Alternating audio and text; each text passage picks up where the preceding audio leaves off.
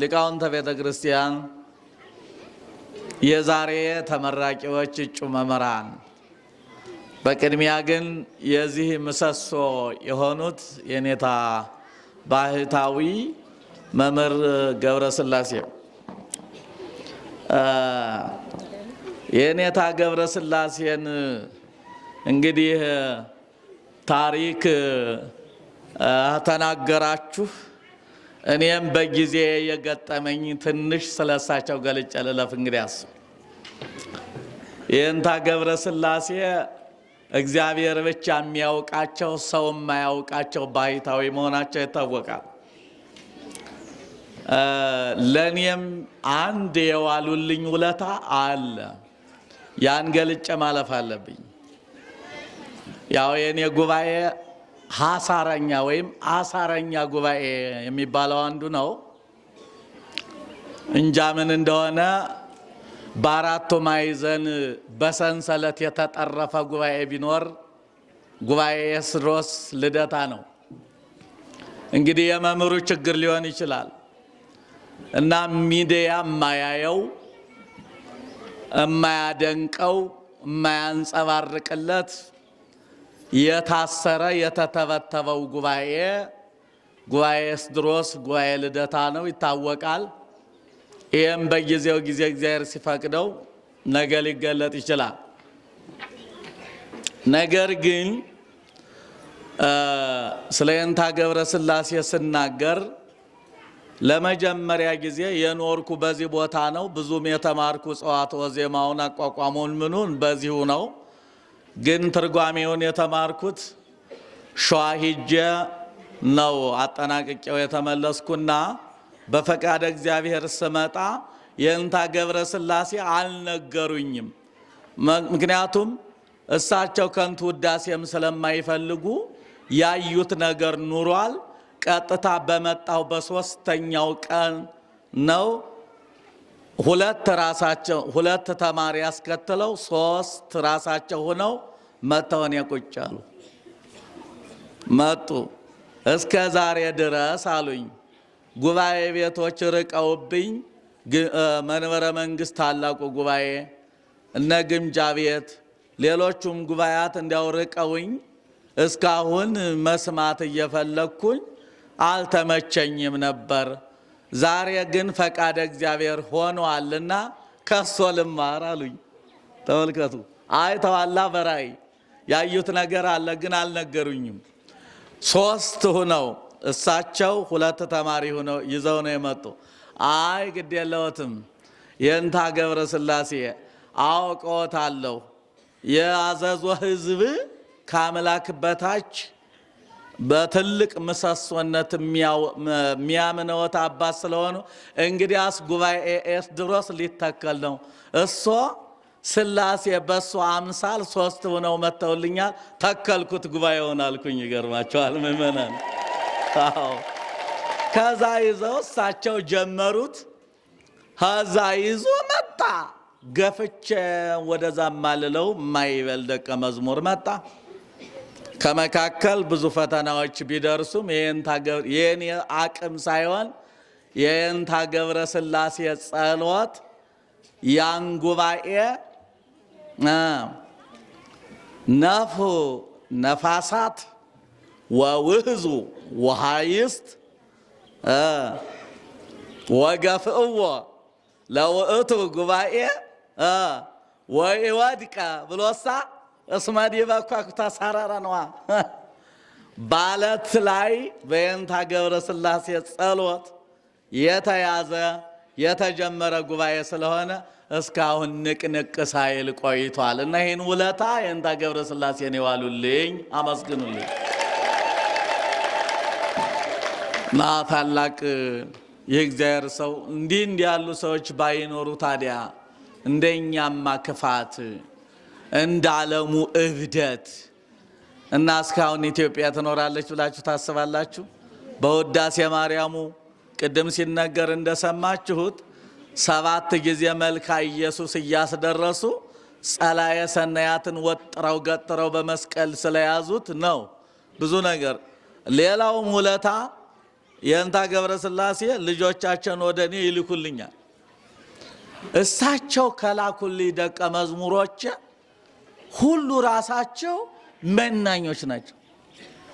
እንዲያውም አንዱ ጠፋብኝ፣ ወደ ገዳም ሄደብኝ። ብሉይ ካዘለኩት በኋላ አውሻህር እማራለሁ ብሎ ይሄን ታፈቀደ ጊዜ ጭልጋ ሂዶ በል እኔንም ታስተምረኛለህ እባክህ። እንግዲህ የቀረኝ ምለው እሱ ነው። አዲስ አበባ ስላላገኘው መምህር ልጄ እንድታስተምረኝ መጥተህ፣ እኔ መርሃውሩን ነው የተማርኩ እንጂ አውሻህር አልተማርኩምና ልጄ ይዘህ መጥተህ እንድታስተምረኝ ከጉባኤ እያልኩት ከድቶኝ ጠፋ። ሄደብኝና መንኖ አሁን ሄደበት አላወቅኩትም። ይገርማቸዋልና የእሳቸው ልጆች ራሱ ተምረው ምነና ነው የሚያምራቸው ደጎች በቃ። ምክንያቱም ተባርከው ተቀድሰው የመጡ ስለሆን ሁከት የላቸው ትህትናሞች ናቸው። ነይና አይነት ነገር አላቸው። እግዚአብሔር ይጠብቅልን፣ መድኃኔዓለም ይጠብቅልን። አንተ ሞቱ ብርሃኑ ለዓለም፣ የዓለሙ ብርሃን እናንተ ናችሁ። እንግዲህ ሊቃውንተ ቤተ ክርስቲያን ካሁኑ ጀምሮ አንተ ሙፄው ለምድር፣ እናንተ የምድር ጨው ናችሁ ይላል ክርስቶስ። ጨው ለእመለስሃ በምንትኑ ይቄስምዎ። ጨው አልጫ ከሆነ ለራሱ ጨው መቼም እንግዲህ ከብዙ ነገር ነው የሚጣፍጥ አይደለም። አልጫ ከሆነ ትራስ ቢያደርጉት ይመልጣል ይላል። ተክል ላይ ቢያደርጉት ደግሞ ተክልን ያደርጋል። ቢንተራሱት እሳ ምን ያደርጋል? ራስ ይመልጣል እንላለን አይደል? ስለዚህ መምህር ጨው ሆኖ መምህር አልጫ ከሆነ ግን አልጫ ብለው ይጥሉታል እንደተባለው አልጫ እንዳንሆን ዛሬ ጨው ሆናችኋልና እግዚአብሔር አምላክ ለዓለሙ ማጣፈጫ እንዲያደርጋቸው የእግዚአብሔር ፈቃድ ይሁንል።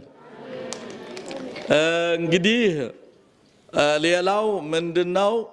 አንትሙ ሙፄው ለምድር ካለ በኋላ ደግሞ አያይዞ ስለ ዕውቀት ይገልጣል። ጌታችን ኢትክል ተከብቶ ሀገር እንተ ተሐንጸት መልዕልተ ደብር ይላል። ወያነብርዋ ታሕተ ከፈር አላ ያነብርዋ ዲበ ተቋማ ወታበር ለኩሉ። እንግዲህ መብራትን አብርተው በእንቅብ ሊያኖሯት አይችሉም። ነገር ግን ከፍ ካለ ቦታ ላይ ያስቀምጧታል። ያችን ደግሞ ከፍታው እሰወራለሁ ብትል ግን ከፍታው ምን ያደርጋታል? ይገልጣታልና ዕውቀታችሁ አይሰወርም እያለ ነው። ምን እያልኩ ነው? መልእክቴ አጭር ናት ትምህርቲቱ። ከዚህ በኋላ ዕውቀታችሁን መሰወር የለባችሁም ሊቃውንተ ቤተ ክርስቲያን። ያው የእኛ ትምህርት እንደምታውቁት በመከራ ነው አይደል? ስንማር በመከራ ስንኖር በመከራ። ለምኜ 40 ዘመን ተማርኩ። ይቅርታ አድርጉልኝና ራሴን መማሬን ልገልጥላችሁ ግን እንዳይመስል ይቅር በሉ ይያለሁ። 40 ዘመን ለምኜ ተምሬ አሁንም እየለመንኩ ነው ማስተምር። ያው መከራ ነው። እግዚአብሔር የተመሰገነ ይሁን። ጀግኖቹ አባቶቻችን ቁጥር አንድ ተጠቃሹ ሊቀ ሊቃውንት የኔታ ዕዝራ ሐዲስ ናቸው። መንበረ መንግስትን ያውቀዋለሁ። ከዛም አንዱ ነኝ። ከጌታው ዶክተር አየለ ከመጣው ከጌታው መንክር አንበሳው መንክር አባታችን ከሳቸው የስስት ልጃቸው የኔታ ሊቀ ሊቃውንት ዕዝራ ናቸው። የስስት ልጃቸው ናቸው።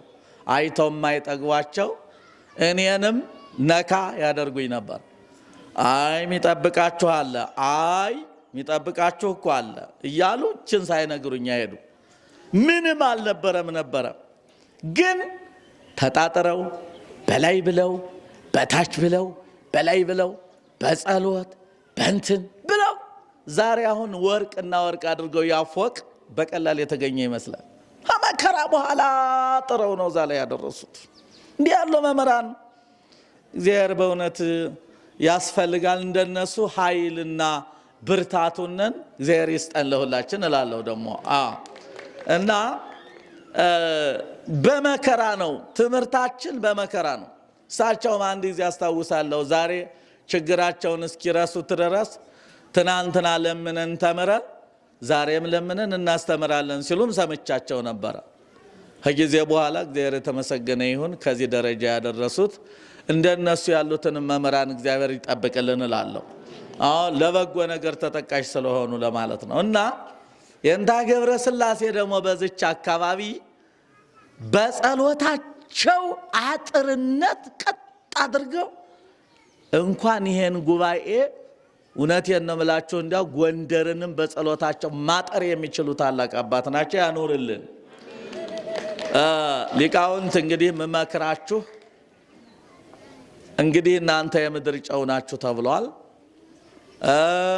ከተራራ ላይ ያለች መብራት ልትሰወር አትችልም ማለት ዕውቀታችሁ ሊሰወር አይችልም። አስተምሩበት ነው።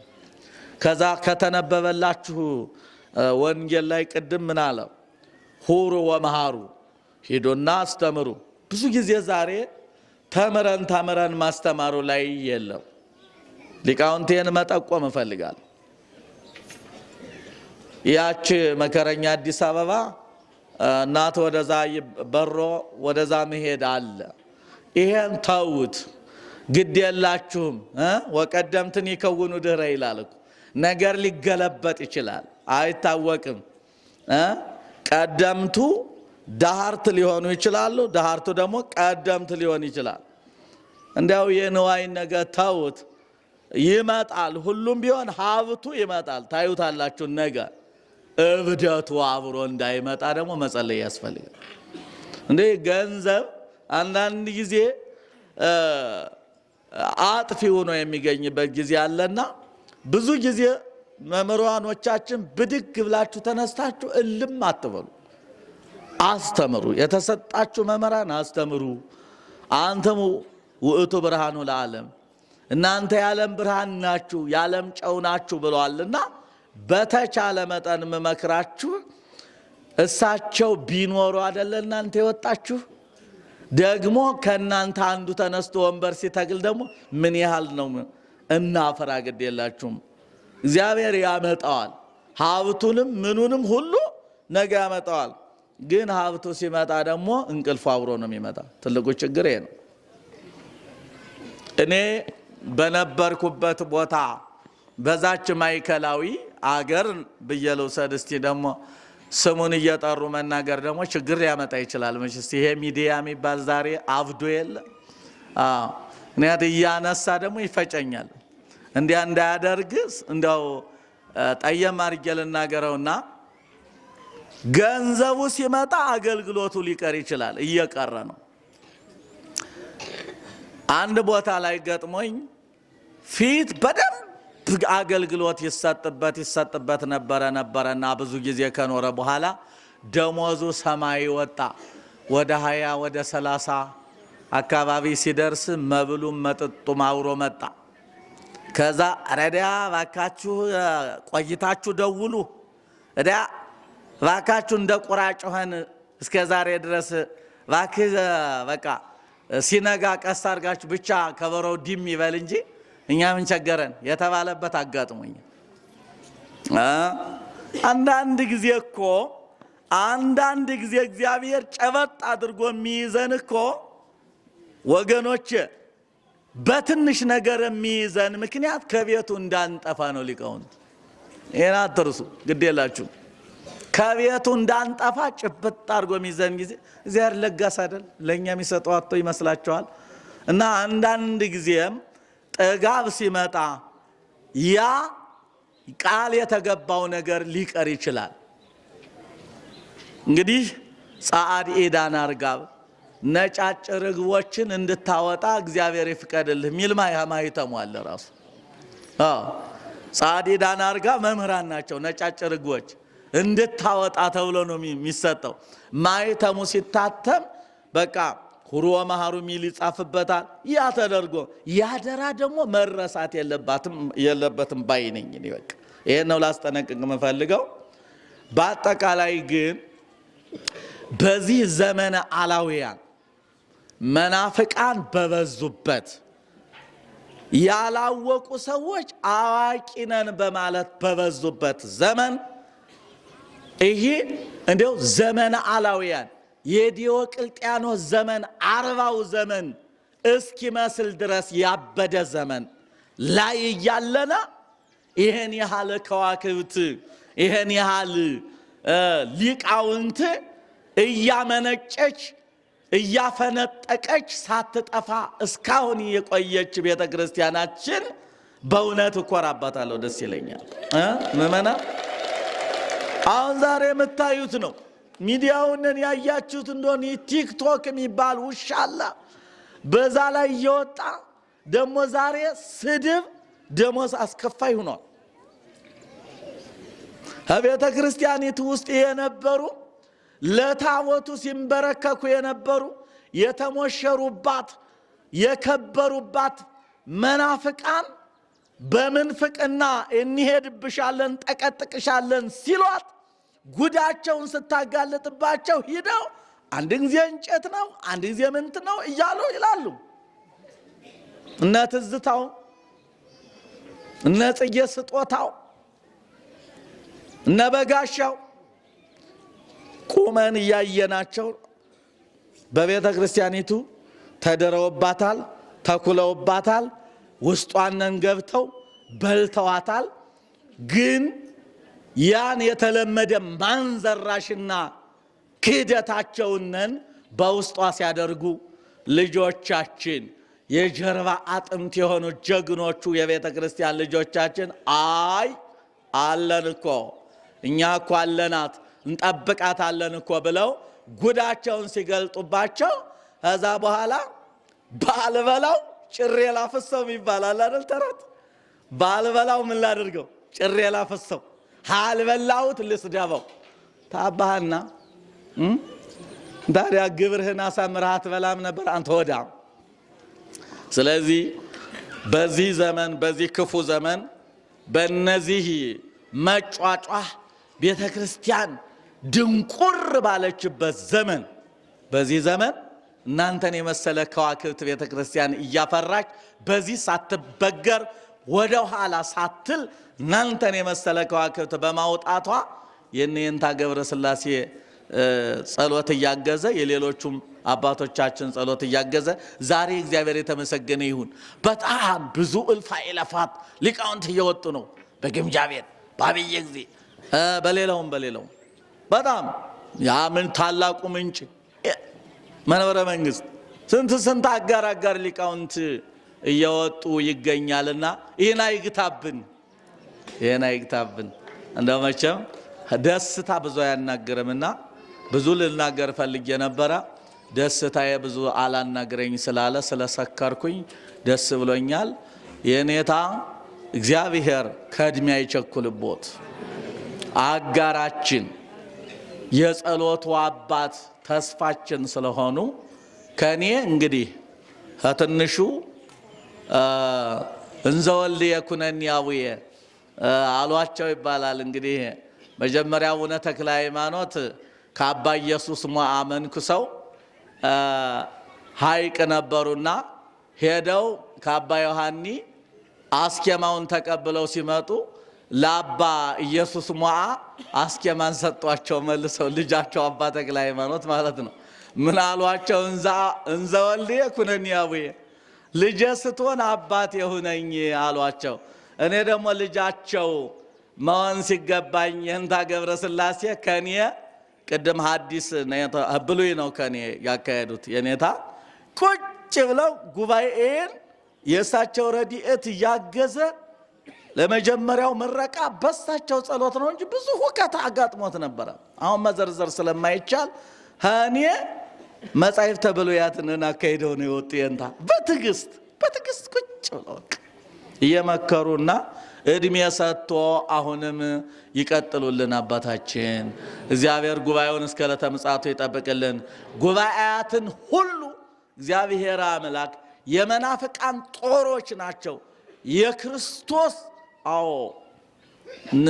ምን ልበላችሁ መዲናዎች፣ ማረፊያዎች፣ መገኛዎች ናቸውና ጉባኤ ቤቶችን እስከ ዕለተ ምጽአቱ በቸርነቱ ይጠብቅልን።